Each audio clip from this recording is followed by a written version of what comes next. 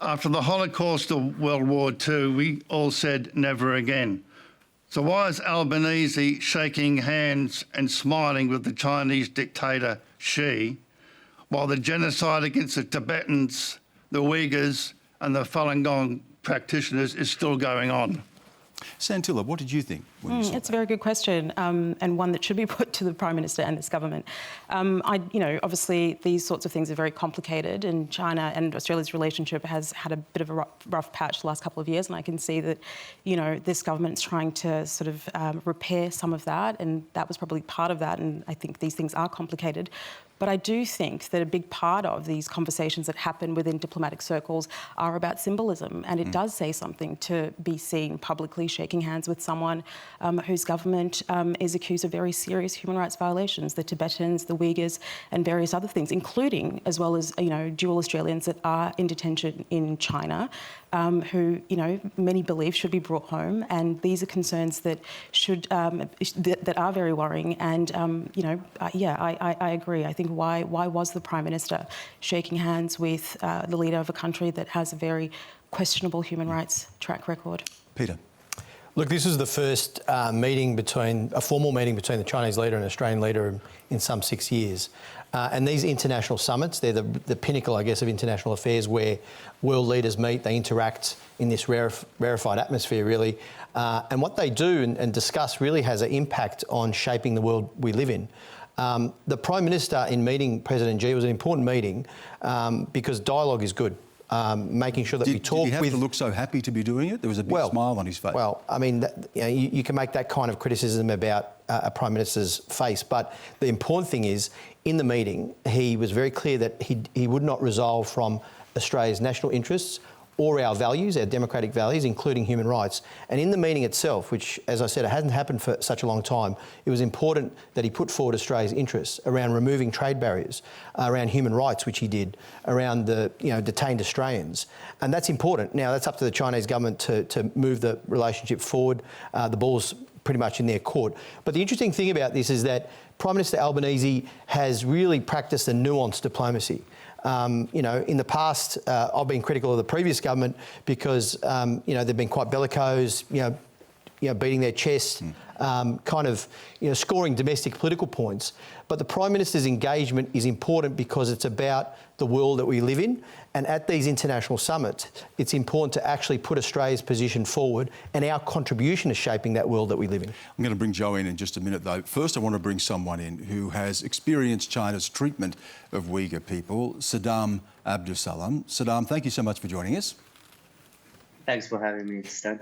Tell us a little bit about your story. You were actually on Q&A a couple of years ago and you were concerned then about your family. You've been reunited with your wife. You've since had another child. But tell us about your situation and leaving China and the concerns you have. It's pretty shocking, especially for my wife, who was suffered for 3.5 years. And my newborn son, he was 3 years at the time, so I couldn't meet them. And only way to contact with them is via in WeChat moment. And yeah, it was pretty tough, but at the end, it's all done now. I've got the family here. My wife is safe. My son is safe. I've got a newborn son. And the only thing is, like, my wife's still struggling with what's happening in China. Like, for example, if she sees the police officers or sirens, even like bring her memory back, like what she's been going through in China. And Saddam, you still have family there as well, who are actually held in some of these camps that were accused of genocide. Dad's brother, my cousin. To be honest, we don't even know she's in prison or the camp, but we haven't heard from him. And I lost all the contacts from my relatives. They all deleted me from the WeChat. Apparently, contacting with the overseas people put them in danger. So they all deleted me from the WeChat. So I don't have any information from my relatives at the moment. What question would you like to put to our panel?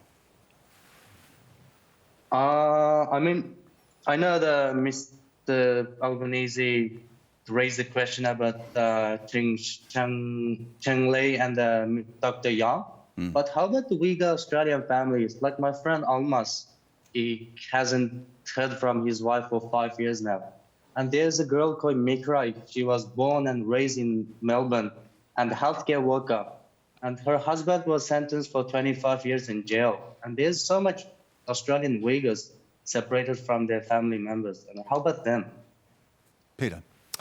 I'm actually familiar with Saddam's case. I think I met with him a while back in Canberra or in Parliament.